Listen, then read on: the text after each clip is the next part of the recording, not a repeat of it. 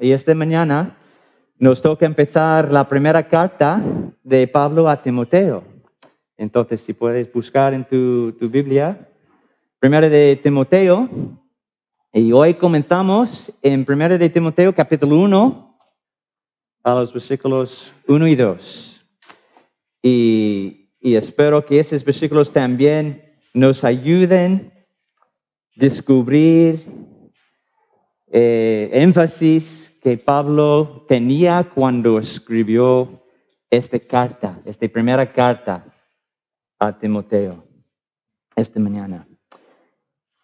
Primera de Timoteo, capítulo 1, versículos 1 y 2, dice: Pablo, apóstol de Jesucristo por mandato de Dios nuestro Salvador y del Señor Jesucristo, nuestra esperanza. A Timoteo, verdadero hijo en la fe, gracia, misericordia y paz de Dios nuestro Padre y de Cristo Jesús, nuestro Señor. Y quiero empezar con una ilustración esta mañana.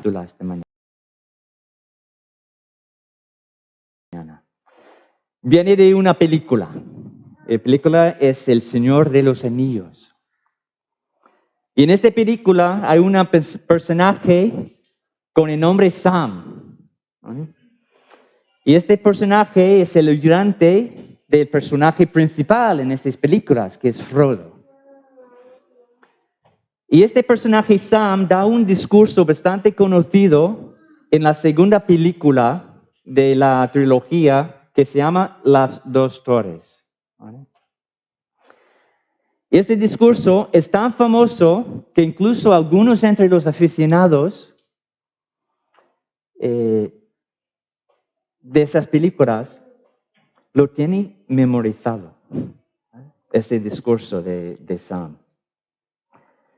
El discurso fue parte de una conversación entre Sam y Frodo, ¿vale? En su camino, porque Frodo fue elegido para llevar el anillo de poder a un lugar que se llama Mordor para destruirlo. No sé si la mayoría de nosotros estamos con esta película, está conocido, ¿no? Era una película bastante famosa hace unos años. Para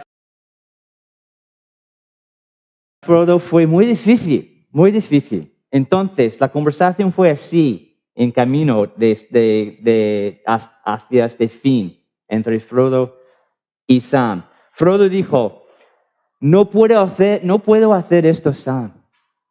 Y Sam respondió con este famoso discurso: lo sé, todo está mal.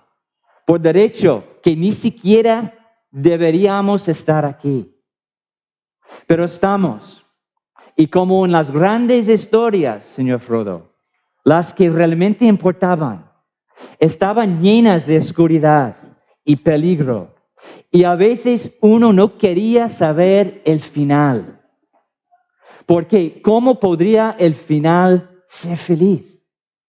¿Cómo podría el mundo volver a ser como era cuando tanto mal no había ocurrido? Pero al final es solo una cosa pasajera, esta sombra. Aún la oscuridad debe pasar. Un nuevo día vendrá. Y cuando el sol brille, brillará más claro. Esas eran las historias que aprendimos. Eso quería decir algo, incluso si éramos demasiado pequeños, para entender por qué. Pero creo, señor Frodo, que lo entiendo. Ahora lo entiendo. Los personajes en estas historias tenían un montón de posibilidades de volver atrás. Solo que no lo hicieron. Siguieron su camino porque estaban aferrados a algo. Y Frodo preguntó: ¿a qué estamos aferrados nosotros, Sam? Y Sam dijo: a que hay algo bueno en este mundo, señor Frodo, y vale la pena luchar por ello. En la primera carta de Timoteo vamos a ver que el apóstol Pablo insta al joven Timoteo que en la vida vale la pena luchar por lo bueno mientras estamos en este mundo. Nos preguntamos, ¿qué es lo bueno en este mundo? Pues el apóstol Pablo encarga a Timoteo a pelear la buena batalla de la fe y echar mano de la vida eterna. Primero de Timoteo 6, capítulo 6, versículo 12. Si podemos pensar en un versículo que da la esencia de esta carta. Pablo dice a Pablo en 1 de 6, 12, pelea la buena batalla de la fe, echa mano de la vida eterna. Vale la pena luchar por la fe. La fe en este sentido no refiere a la fe personal, sino más bien al contenido de lo que Dios ha revelado en las Escrituras para la salvación de los hombres. La fe que Dios ha entregado a la iglesia que salva. El mensaje de la salvación en Cristo Jesús. Esa es la buena batalla de la fe. Y sabemos por 1 de Timoteo, capítulo 1, versículo 3, que Timoteo estaba en Éfeso para ayudar a la iglesia allí. En la salutación que hemos leído en los primeros 2 versículos, Pablo a Timoteo, en versículos 1 y 2, hay algunas cosas o pistas acerca de la situación que existía en esta iglesia en aquel entonces, en Éfeso. Y el motivo de haber pedido a Timoteo quedarse allí. Vemos en el versículo 3, cuando él dice, como te rogué que te quedase en Éfeso, cuando fui a Macedonia. ¿Para qué? ¿Para qué el fin de su mandato? Para que mandases a algunos que no enseñen diferente doctrina. Pablo comienza su salutación diciendo que recibió su apostolado por mandato de Dios, en versículo 1. Y la palabra mandato es una palabra deliberada y es más fuerte que la palabra que él suele usar al comienzo de sus epístolas, llamado. Pero aquí en Éfeso, él dice que recibió de Jesucristo por mandato de Dios. Una palabra más fuerte. Indica que los falsos maestros en Éfeso desacreditaban su apostolado. Vemos esto, por ejemplo, en versículo 11, más abajo. Cuando dice que según el glorioso evangelio de Dios bendito que a mí me ha sido encomendado. Y luego en capítulo 2, versículo 7, dice, para esto yo fui constituido predicador y apóstol. Digo verdad en Cristo, no miento. Y maestro de los gentiles en fe y verdad. Pablo tiene que defender su apostolado y por eso empieza su epístola diciendo que recibió de Jesucristo por mandato de Dios. Y la palabra mandato implica un mandato fidedigno y lleva la autoridad divina o la autoridad de un rey. Pablo vuelve a la idea de un mandato con otra palabra también traducido en nuestras Biblias en castellano que refiere a un orden militar. En 1 de Timoteo 1:3 vemos esta palabra, mandase, ¿no? Para que mandases a algunos que no enseñen diferente doctrina. En versículo 5, más adelante, pues el propósito de este mandamiento es el amor nacido de corazón limpio y de buena conciencia y de fe no fingida. Versículo 18, más abajo, dice a Timoteo, este mandamiento, hijo Timoteo, te encargo. Y luego en capítulo 4, versículo 11, esto manda y enseña. Hablando a Timoteo, en capítulo 5, versículo 7, otra vez, manda también estas cosas para que sean irreprensibles. Luego, capítulo 6, versículo 13, usa la palabra de nuevo. Te mando delante de Dios, que da vida a todas las cosas, y de Jesucristo, que dio testimonio de la buena profesión delante de Poncio Pilato, que guardes el mandamiento sin mácula ni reprensión hasta la aparición de nuestro Señor Jesucristo. Y luego en versículo 17, a los ricos de este siglo manda que no sean altivos. Entonces Pablo usa este concepto de mandato para enfatizar en otro lugar en esta epístola la idea de recibir o dar en orden militar, porque Timoteo estaba en una batalla por la fe, por la sana doctrina. Y a continuación Pablo dice, por mandato de Dios nuestro Salvador y del Señor Jesucristo, nuestra esperanza. Con esas palabras Pablo tiene varios propósitos en decir esto a Timoteo y también a esta iglesia en Éfeso. Con las palabras Dios nuestro Salvador llama la atención de los falsos maestros, que probablemente eran judíos.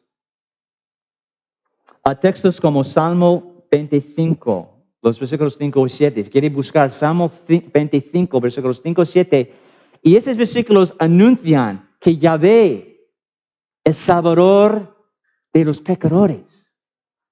Cuando dice David, dice en este salmo, este cántico, encamíname en tu verdad. Hemos cantado esta canción. Y enséñame, porque tú eres el Dios de mi salvación. En ti he esperado todo el día. Acuérdate, oh Yahvé, de tus piedades y de tus misericordias, que son perpetuas. De los pecados de mi juventud y de mis rebeliones no te acuerdes. Conforme a tu misericordia, acuérdate de mí por tu bondad, oh Yahvé. El Antiguo Testamento enseñaban los judíos que Dios era nuestro Salvador.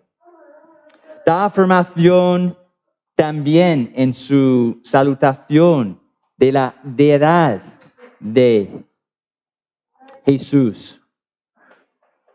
Cuando dice, su mandato vino de Dios nuestro Salvador y del Señor Jesucristo. Vino del Dios Padre y también de Dios Hijo, su mandato.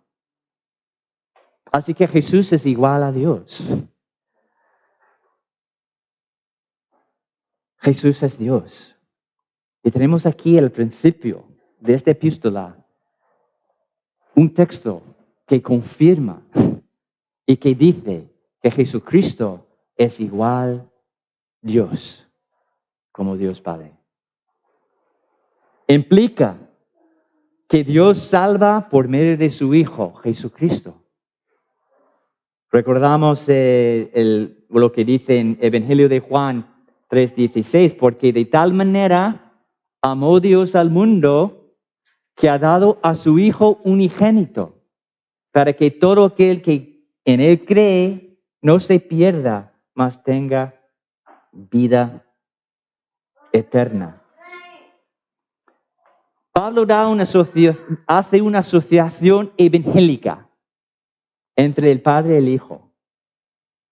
Su apostolado tiene su fundamento en el Evangelio de Jesucristo, en la obra redentora de Dios.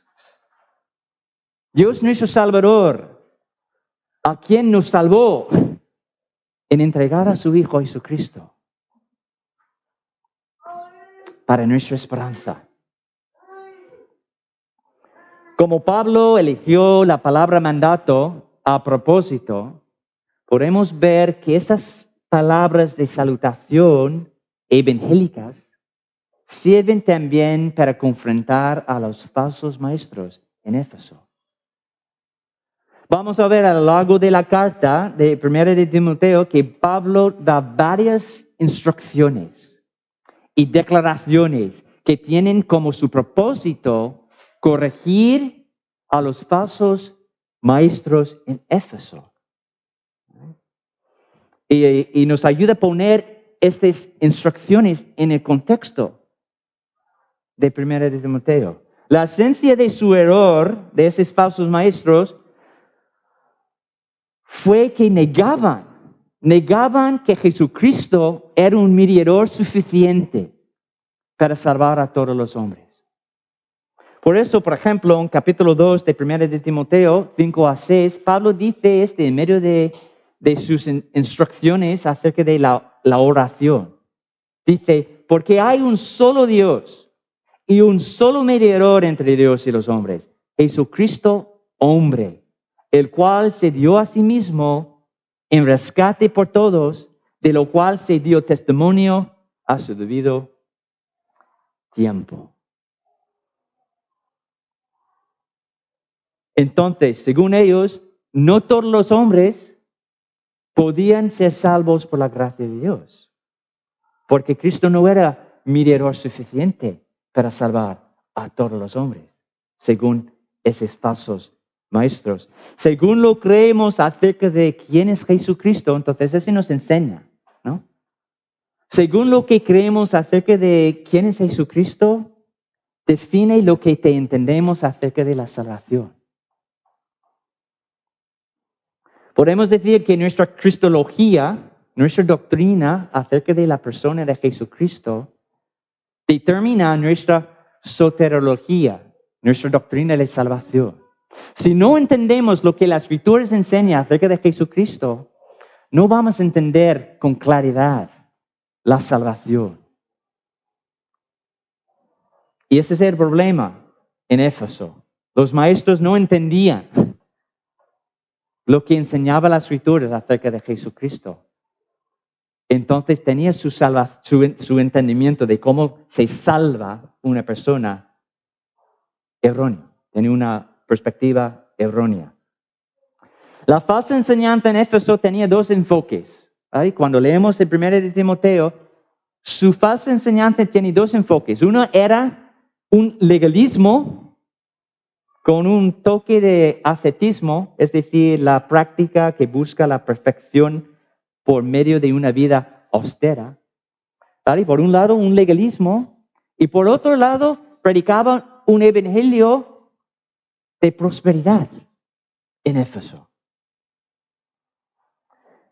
Vale, entonces enseñaba un legalismo. Enseñaba que la ley era para la salvación solamente de los justos y no para los pecadores. Y vemos en el sentido de que Pablo responde a este error en capítulo 1, versículo 8, cuando él dice que, pero sabemos que la ley es buena si uno la usa legítimamente. Conociendo esto, que la ley no fue dada para el justo. ¿Vale? Ellos están enseñando que la ley fue para salvar solamente a los justos. ¿Vale? Pero Pablo dice que conociendo esto, que la ley no fue dada para los justos, sino para los transgresores y desobedientes, para los irreverentes y profanos, para los parricidas y matricidas, para los homicidas, para los fornicarios, para los sodomitas, para los secuestradores, para los mentirosos y perjuros, y para cuantos se opongan la sana doctrina. Según, y esa es la clave, según el glorioso evangelio de nuestro bendito, Dios bendito, que a mí me ha sido encomendado. La ley sirve para llevar a los pecadores a Cristo. La ley sirve para el pecador, porque lleva al pecador a la cruz de Cristo, según el glorioso evangelio de Dios bendito. Romanos 7:7, Pablo dice acerca de la ley. Él que dice en Romanos 7, dice que yo conocí el pecado, yo no conocí el pecado, sino por la ley. Porque tampoco conociera la codicia si la ley no dijera, no codiciarás. La ley tiene el propósito para llevar el pecador a Cristo. La ley es bueno, dice Pablo, si lo usamos legítimamente.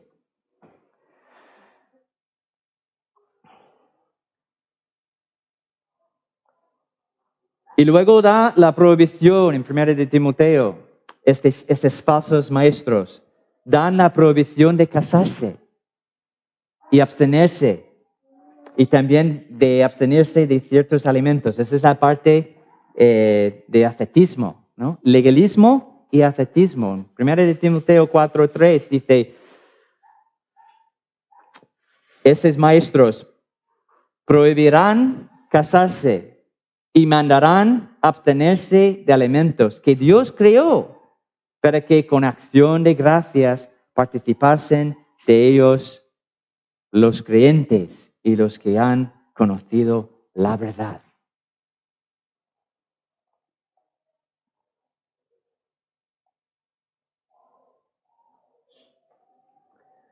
El evangelio también. Entonces, un lado, su error era un evangelio legalista. ¿Vale? Legalista, con legalismo. Y la otra era un evangelio de prosperidad. ¿Vale? En las reuniones de oración, algunas mujeres exhibían sus bienes materiales en su manera de vestirse. Y por eso tenemos de Pablo en 1 de Timoteo capítulo 2, versículo 9, esas palabras. Asimismo, que las mujeres se atavían de ropa decorosa, con pudor y modestia, no con peinado obstinoso, ni oro, ni perlas, ni vestidos costosos, sino con buenas obras, como corresponde a mujeres que profesan piedad. Los falsos profetas allí en Éfeso están proclamando un evangelio de prosperidad. Y Pablo está dando corrección. Y algunos buscaban enriquecerse en lugar de crecer en la fe. Según 1 de Timoteo capítulo 6, versículos 9 y 10, tenemos estas palabras para corregir este malentendido. Porque los que quieren enriquecerse caen en tentación y lazo, y en muchas codicias necias y dañosas, que hunden a los hombres en destrucción y perdición, porque raíz de todos los males es el amor al dinero, el cual, codiciando algunos, se extraviaron de la fe y fueron traspasados de muchos dolores. Entonces, esta enseñanza de Pablo no está diciendo que no debemos ser ricos, pero es por el contexto de Timoteo, que no predicamos un evangelio de prosperidad. Con este entendimiento de contexto en Éfeso podemos entender por qué Pablo enfatiza en su salutación que Dios es nuestro Salvador y Jesucristo es nuestra esperanza. Son verdades que como iglesia tenemos que tener clara. No podemos separar lo que hacemos del Evangelio de Jesucristo y lo que enseña las Escrituras acerca de Cristo, acerca de la obra de Dios a salvar a los pecadores. Además, notamos en su salutación que Pablo enfatiza 3 palabras más evangélicas. ¿Vale? Cuando dice gracia, misericordia y paz de Dios nuestro Padre y de Cristo Jesús nuestro Señor. Gracia significa el favor de Dios no merecido, a los pecadores. ¿Vale? Gracia. Somos salvos por la gracia. no merecido, no merecida. Misericordia es la compasión divina hacia los pecadores. Y paz es la salud en lo más amplio sentido en la relación entre Dios y los hombres. Son 3 palabras evangélicas: gracia, misericordia y paz. Y esas 3 palabras tienen para su fundamento los méritos de Cristo para nuestra salvación. No nuestros méritos, solamente el mérito de nuestro Salvador, la persona de Jesucristo. Por eso dice, de Dios nuestro Padre, de Cristo Jesús nuestro Señor. Segundo de Corintios 5:21 dice, al que no conoció pecado, por nosotros lo hizo pecado, para que nosotros fuésemos hechos justicia de Dios en él.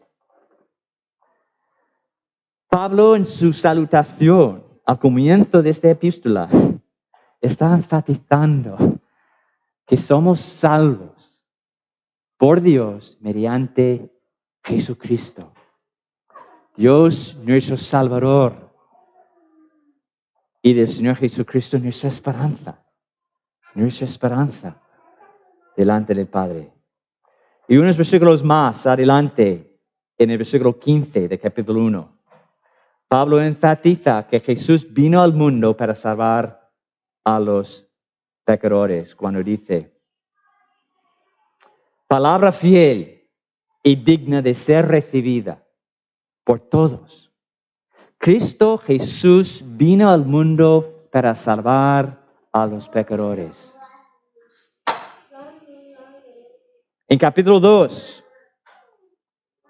exhorta a la iglesia a orar por todos los hombres, porque Dios quiere que todos los hombres sean salvos y vengan al conocimiento de la verdad. En capítulo 2, versículo 1, exhorto ante todo a que se hagan rogativas, oraciones, peticiones y acciones de gracias por todos los hombres.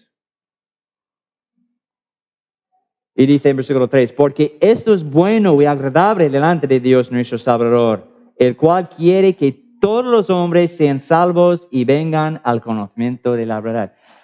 Los falsos profetas en Éfeso están enseñando el contrario,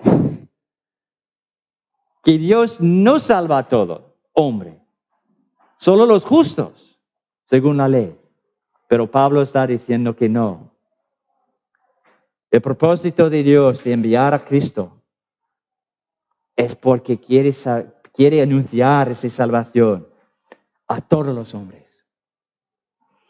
Y luego, en capítulo 4, versículo 10, que Dios es salvador de todos los hombres que creen. No todos los hombres sin, y cada uno sin referencia a Cristo y la fe en Cristo. Pero él enfatiza a lo largo de la epístola a todos los hombres y especialmente los que creen.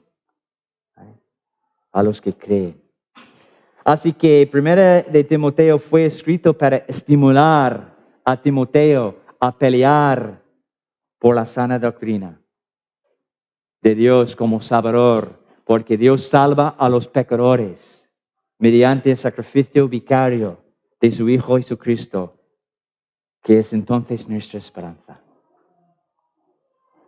Sacrificio vicario es lo que celebramos aquí todos los domingos. Cristo murió en nuestro lugar como un sustituto y sobre él llevó nuestros pecados.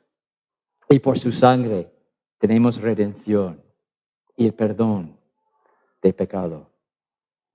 Entonces tenemos que preguntar esta mañana, ¿tienes a Jesucristo como tu esperanza esta mañana? Las buenas noticias es que Cristo vino para salvar a los pecadores, no a las personas perfectas, no a los justos, sino a los pecadores, los impíos. Y no hay pecado que su sangre no sobreabunda. No hay pecado que la sangre de Cristo sobreabunda.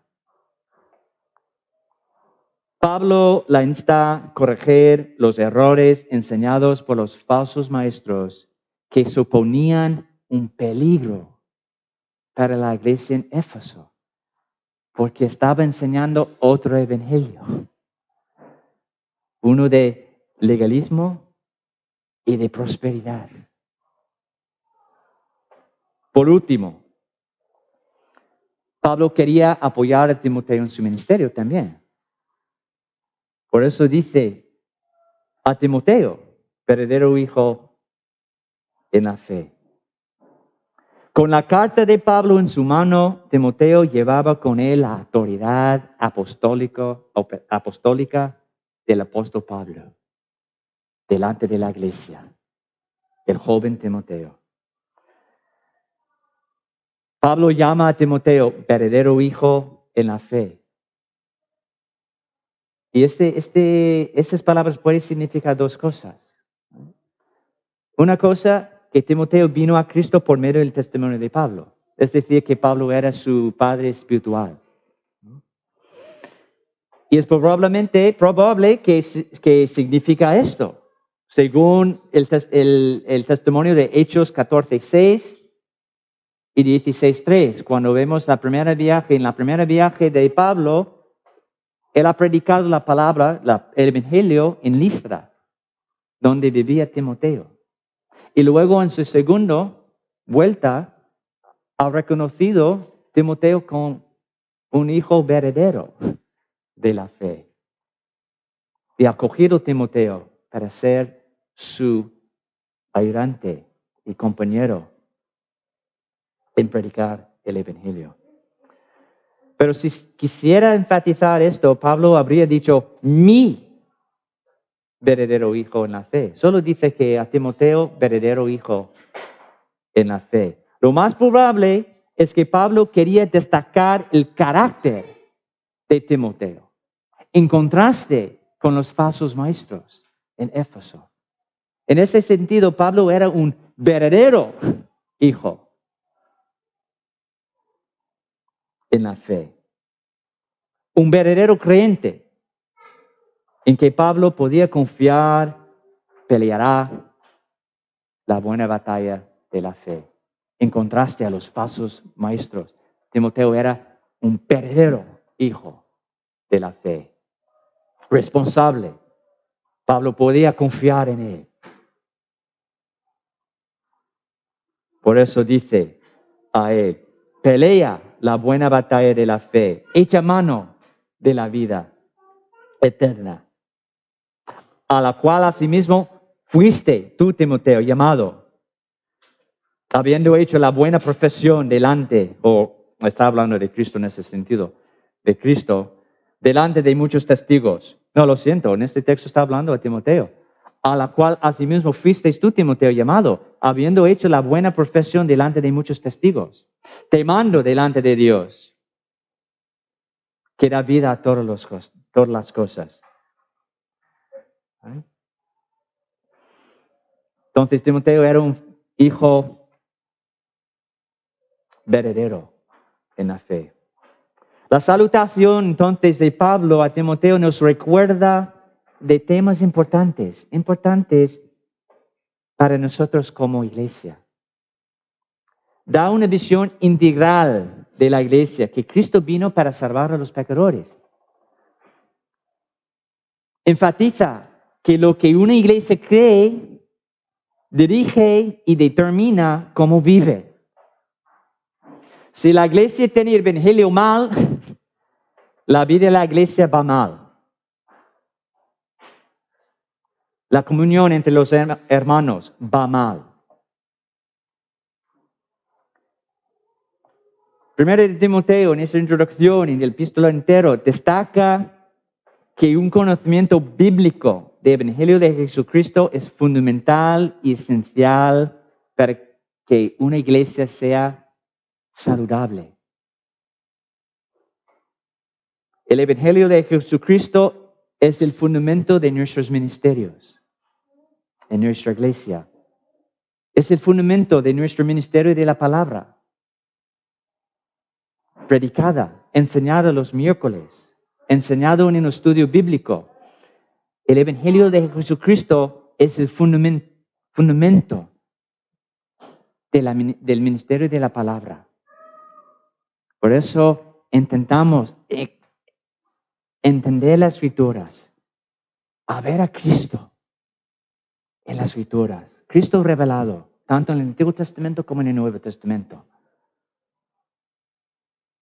como Salvador de los pecadores.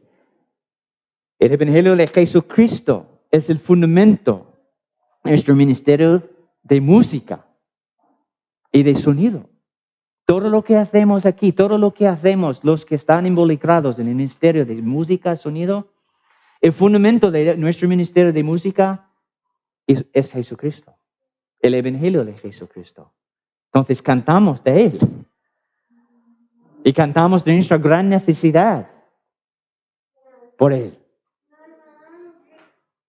Y gloriamos en el poder de Dios para salvar a los pecadores. Y cantamos a Él. Y nos gloriamos en Él, en cántico. El fundamento, el Evangelio de Jesucristo es el fundamento del ministerio con los niños y los jóvenes también. Y cualquier ministerio. Si perdimos nuestro entendimiento y conocimiento de Jesucristo y que Cristo vino para salvar a los pecadores, no vamos recto en nuestros ministerios. Y podemos ser como iglesia que canta de otras cosas. ¿Vale?